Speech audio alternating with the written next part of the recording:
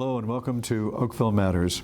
Today we're going to talk about coping for good mental health, no matter what time of year it is. We're going to look at all the different seasons of mental health. And with us today to do that are Melanie McGregor, who's a specialist communications and advancement at Canadian Mental Health at Halton Region Branch.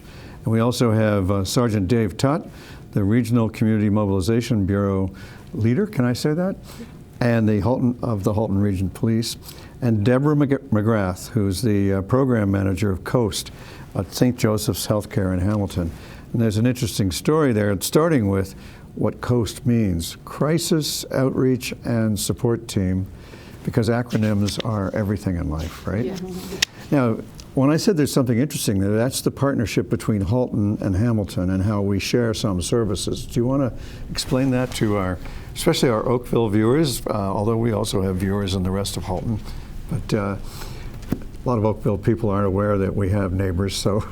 Sure. So I manage the mental health professionals, the mental health workers, that in partnership with Dave, with Halton Regional Police,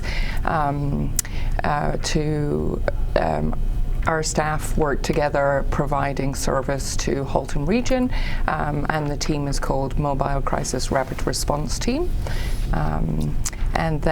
So it's a uniformed police officer in a police vehicle responding to 911 calls involving persons in crisis, so that they have mental health resources in the moment of time. Now, Dave, when did the police team up with the good folks from COAST and St. Joe's? From COAST, Halton Police teamed up with about 10 years ago, and that's a program that has been evolving. And really, in December 7th of 2015 is when we began our partnership with St. Joseph's Healthcare for the Mobile Crisis Rapid Response Team. So just over 2 years ago. So what were we thinking? We were thinking that 80% of police occurrences are non-criminal in nature, and we know that from a police perspective we can deliver a much better service delivery for members of our community if we, the police, collaborate with our community partners. The police, however, we're not specialists in healthcare, so knowing that by partnering with St. Joseph's Healthcare or with CMHA, the quality of the service that we're able to deliver to our community members is that much better. So if I'm in a mental health crisis and a police officer shows up, I'm probably not thinking that the police officer is a doctor. Correct. The police officer is not a doctor, but we have mental health professionals who are out driving around with us. So that's got to help. Absolutely. What that comes down to is sometimes when people are in crisis, they need to go to the hospital, but it's ensuring that the police in partnership with our healthcare providers, we're taking the right people to the hospital at the right time. So Melanie, we have a perception in the police, and I'm the chair of the police, it's how I've gained this, the perception has come to me as well, that since 80% of the calls aren't crime and 20% of the calls, 20% of the 80% seem to be mental health, and overall the calls for service go up 5 or 6% while we only grow 1 or 2%, what's that say about the state of mental health of the nation? I think the awareness of mental health is definitely increasing. I think people are becoming more and more open, more and more willing to talk about when something isn't right and to seek out those supports. So the police are one option for help. There are so many different resources that are available in the community. So we're happy to cooperate with the police because, again, it gives us another way that we can deliver support. But I think it really speaks to awareness and people really speaking out and getting that support when they need it, which, yes, we still have a long ways to go in terms of working with stigma, but I think we've also come a long way in that people are reaching out for the help that they need. One of the things that I've always wondered about is why in crisis people would call 911, which is, not a number that's advertised to get you mental health help. It's a number that's advertised to get you to the police. Mm-hmm. And there's amazing calls to 911 that have no business going to 911, but these need to go somewhere. Are there better numbers for people to call? Well, 911, we tell people that 911 is the number to call if there's an immediate risk there. So if someone is seeing that someone may be a risk to him or herself or to someone else, they're fearing for that person's safety, then 911 would be the best number to call. So a number such as COAST would be a call if someone's in mental health crisis, but there may not be an immediate risk there, but they need to talk to somebody because they're having thoughts of suicide, they're experiencing some kind of crisis, and they need support. So there are other numbers that are available, but 911 is an option to keep in mind depending on the circumstances. And the COAST number, which we were showing a second ago, is a number worth writing down if you ever think you're going to need that? Absolutely, because we can't say how many times people have called COAST or learned about COAST and say, I didn't know this existed until I needed it. Well, it's a number to keep handy because you never know when you or someone else is going to need that crisis support. Well, when I asked you earlier about numbers, I was very impressed with the fact that you knew the number by heart. So, Deb, are there any other numbers that people need to know? I think we have one more, don't we? Or did we already show that as well? So the number we can offer from Canadian Mental Health Association is it's a good number to call if you need information about mental health, if you're looking for community support. So the number for CMHA Halton is 905-693-4270. So again, you may not look it up until you need it, but if you have it handy, we'll always be there to provide support. Well, that's great. Now, is there a time of year when calls spike, or is it steady throughout the year, Dave? From a police standpoint, we do see sometimes an increased amount of calls related to people in crisis during the winter time, during the holiday season. It's a particular time where we as a community, through our healthcare professionals, we need to make sure that we insulate those that are most vulnerable in our community. So what do? Do you staff hire? What happens? The CMHA, the COAST team through CMHA is definitely more out in the community during this time, and as well the Mobile Crisis Rapid Response Team. They are out there as much as they can be and available to support those people who could be going through some kind of a crisis, and really working at keeping them in the community as opposed to taking them into a healthcare facility. Now, when you get to a crisis call, I'm imagining that there's some kind of sorting that goes on where you decide, is it really a crisis, or how does that work out? Yeah. Who can help me understand that? I can jump in there. So from a Mobile Crisis Rapid Response Team standpoint, that's a conversation that is really equally had between the police officer and the mental health worker. The mental health worker has that much knowledge and the ability to really diagnose and to triage and identify if this person is really in crisis, or is this somebody that we can connect to a community service provider inside the community so that they don't have to take them to the hospital. Is there something that they can do to support them in that situation? Because the last thing that we want to do is take them to the hospital. So, I think the initial identification is obviously when the call comes into 911, dispatch are determining whether it is a person in crisis call. So they, if the Mobile Crisis Rapid Response Team are available, then they would be dispatched to that call. An additional feature that our teams provide too is a lot of consultation to frontline patrol around calls that they may be on. And consulting around what would be best for that client interaction at that time. Do we get these calls on a daily basis in good number or big number, or is it more of a weekly thing? What's the frequency in Halton? This would be on an hourly basis. You're kidding. Yeah.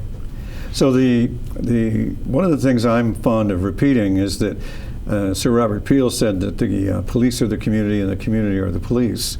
And neither the community nor the police are trained or experienced in how to deal with mental health. So I'm very glad that we have these partnerships. But how do we attribute this constant increase? What's driving that? You said awareness that there's help, and Dave, you said in winter. I guess in winter people are more isolated or less likely to be outdoors. Or maybe just isolated, and maybe isolation is part of the issue. What seems to drive this? I think for sure the weather can play a factor on people, because if they're exactly that, if they're isolated and they're staying home and there's less opportunity to maybe get out, that can definitely have an effect on somebody's well-being. And I mean, I've heard, I'm not licensed to practice medicine of any kind, but I've heard that activity is a good antidote to the blues. Does that extend to mental health? Absolutely. I mean, when we think about the winter blues, often it does have to do with people getting out more, getting less sunlight, because it's that vitamin D and sunlight, right? That can sometimes boost our mood. But it's also connecting less with people and possibly exercising as well, because, you know, when it's snowy or it's cold, people may not want to go out for that daily walk. But it's finding what are some other ways that you can build in exercise, because it really is great for our mental health. So that must be why my wife takes that daily walk. I better think about my behavior. Well, there's a number of things. I mean, it's the physical reactions, you know, you get that blood pumping and the energy going, but it may also be a great time to relax or do some deep breathing, get your mind off some of those things that are stressing you throughout the day. I don't think about anything. No stress ever happens. Yeah.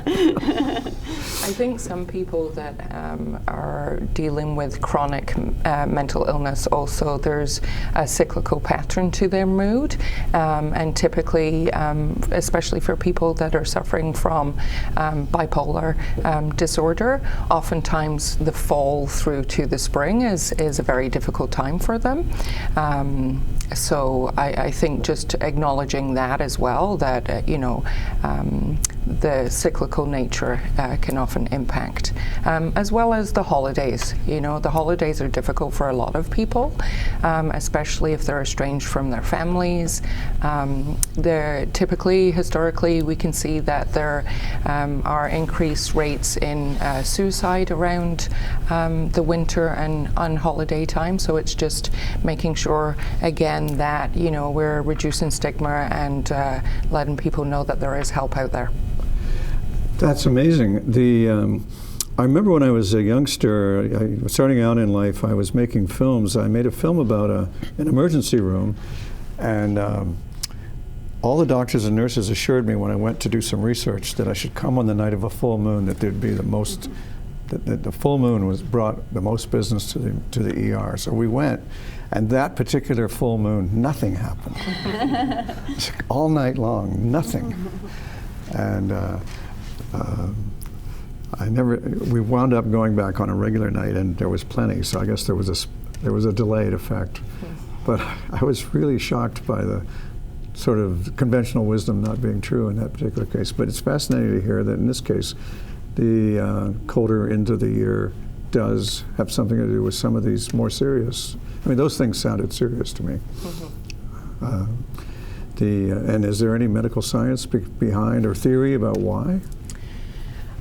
There's lots of research out there, and they're continuing to look at things. I think some of the things are chemical imbalance and the impact that the environment may have on people's moods as well. You know, as Melanie said, you know, the darker nights, the weather, the self-isolation. As well as I say, the chemical imbalances in the brain, and you know, I think all the other factors contribute to that and increase symptoms. So there could be some virtue in sending people like that south. They do. Some physicians will prescribe light therapy, sun lamps to help with especially seasonal affective disorder at this time of year, or increasing vitamin D, but a vacation certainly wouldn't hurt anybody, I don't think. No kidding. There you go, a medical reason to take a vacation.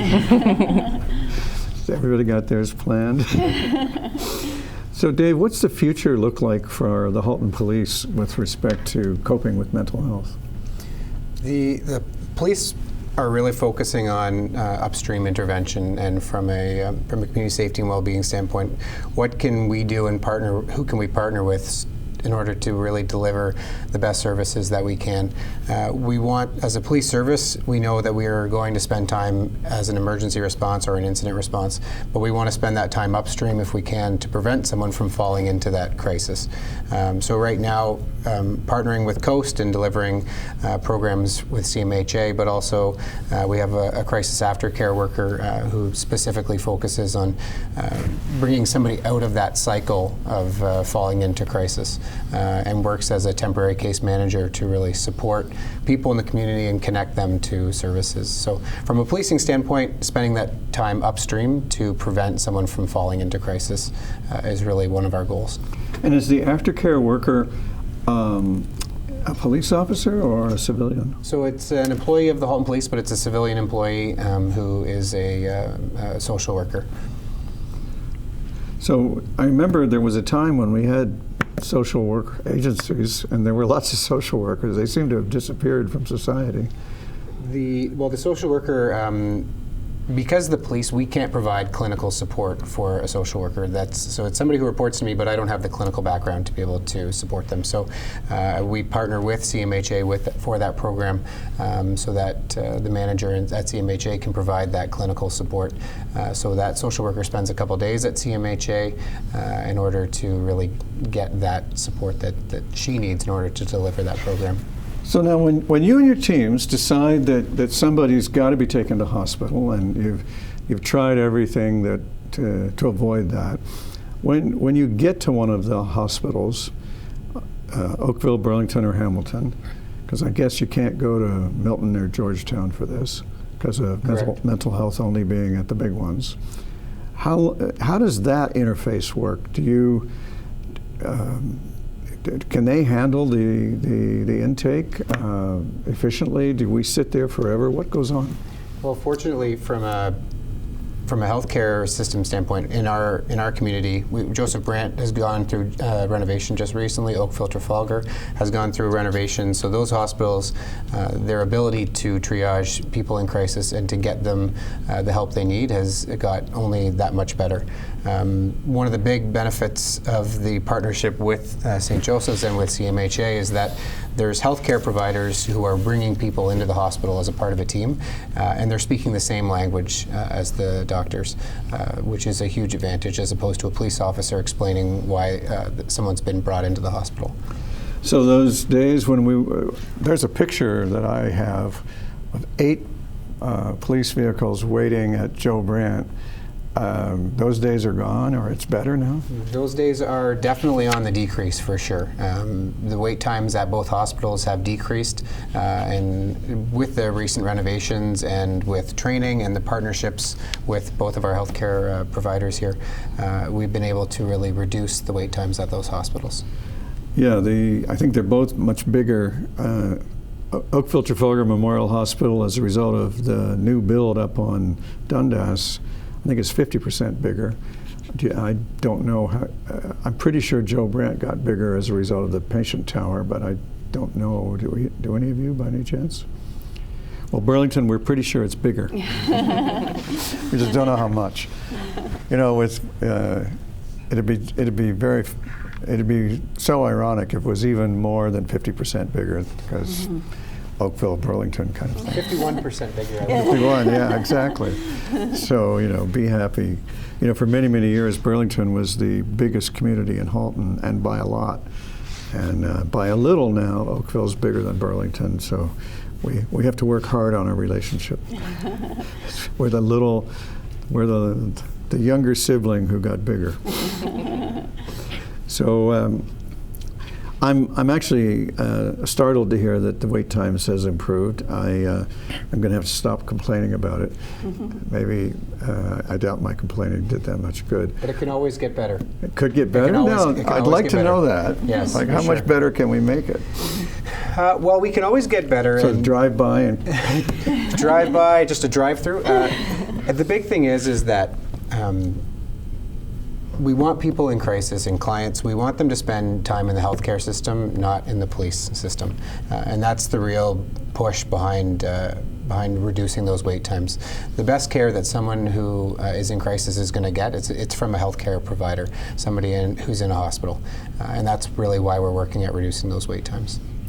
Now, this is a wild hair kind of question, but do we ever send EMS to these calls, or do we always send police with Coast or mobile response? The police will respond with, as a part of the Mobile Crisis Rapid Response Team. The Coast program is the follow-up piece. So the person was in crisis, and now Coast is going to help see them through. So secondary response. So the police will respond with as a part of the Mobile Crisis Rapid Response Team, and they'll respond with paramedics. And then the aftercare workers, is that a third layer? Yeah, that would be the prevention piece through that community safety and well-being situation. So we have our emergency response, and then we have our risk mitigation, and then the prevention piece is really that crisis aftercare worker. So now, to what extent, Deb and Melanie, have you heard of community safety and well-being planning? Are you familiar with what we're doing on that? Mm-hmm. What have you heard? So I know I was at the launch for that plan, and it was really exciting to see that well-being was included as part of safety, because often when we think of safety, we think of crime or things like that, but that well-being really brings in that mental health piece, which is so important. So I know that there's a couple of the priority issues are focused around mental health, which is really exciting to see that that's being included in there, because if we can get youth help early, if we can get adults help early, if they're struggling with their mental health, the hope is it would prevent that problem from becoming more serious, and then prevent other kinds of interventions down the line, such as police or such as hospital, if we can really get that support early. So that's exciting for us to see. Yeah, the mental health piece of the workload of the police really drove the awareness that well-being has to be a focus. Mm-hmm. And that really was, I guess that's another way of saying the upstream part that Dave was talking about. Do you know if anybody if Hamilton is working on a community safety and well-being plan? I know that there is some planning around that. The specifics I don't know. Certainly St. Joseph's Healthcare Hamilton, we're always adopting new initiatives, and well-being is number one priority. The services in Hamilton, I think there's a lot more mental health services in Hamilton than there are in Halton, especially with St. Joe's. So we're always looking at different ways to get ahead of the game and prevent, and I think it's also a good opportunity to promote more awareness for mental health and crisis. And crisis can mean something different to everybody. Crisis may be not being able to pay your bills this month, or significant mental health. So we use the term loosely, because crisis to one person may be very different to another. With regards to our Mobile Crisis Rapid Response Team, I do want to mention that it is, our teams are available 7 days a week, from 10 a.m. to 10 p.m. is one team, and the other team is 1 p.m. to 1 a.m. And then obviously there may be room to extend that in the future if the needs arise, but that's currently what we're budgeted for. And as you said, in terms of wait times, the number one goal of our team is to divert from hospital wherever possible, so that people are getting connected with community services, opposed to waiting in the emergency department for hours to get a referral to psychiatry or a community program that might be able to help them. So that was one of the main things behind initiating the Mobile Crisis Rapid Response Team, and Hamilton have been doing that for quite some time. I also manage the same Mobile Crisis Rapid Response Team in Hamilton as well, and the LIN are actually standardizing the model for Mobile Crisis Rapid Response across the region. Well, that's That's actually very interesting, because I've often thought Halton's 500,000 people, maybe touch more. Hamilton's more than 500,000 people as well. And this partnership really shows that sometimes you got to be 1 million and before you can actually deal with something. I was very struck by the answer that Dave gave earlier about how the calls are hourly, and sounds like there's a little gap between 1 a.m. and 10 a.m. And does that mean that people wait till 10 a.m. to call in? Those numbers, when we created the shift schedule, analytics told us that the majority of the calls are from 1 p.m. Until 10 a.m. That's when a large bulk of them happen. That being said, they happen 24 hours a day. They can come in at 6 in the morning, 8 in the morning. They can come in at any time. But so 911 is 24/7. So we would have a handle on how many there are. That's correct. Coast is also 24/7, so if it's a time maybe when the mobile visit isn't available, Coast is always available. If that's a case where there's not an immediate crisis but someone's looking for some support, there's no immediate risk for safety, Coast is always available.